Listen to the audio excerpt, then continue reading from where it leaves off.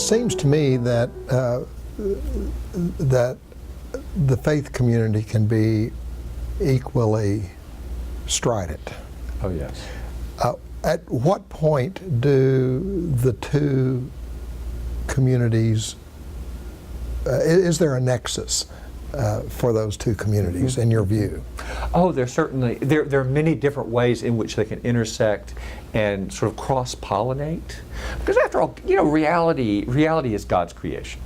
And we certainly should expect that reality is consistent.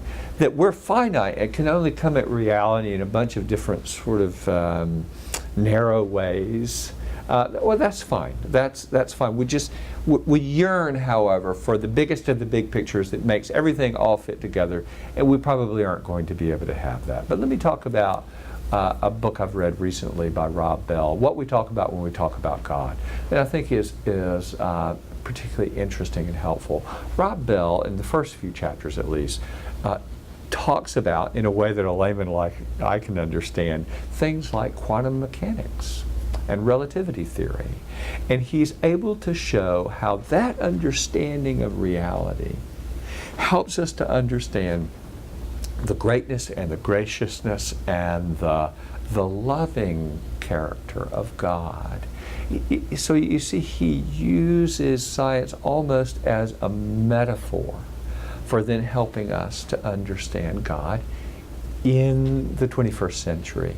Another book that does much the same thing, it's a briefer book and a bit older, is Barbara Brown Taylor's The Luminous Web. Again, allowing science to provide metaphor and illustration for talking about who God is and what our life in relationship with God is.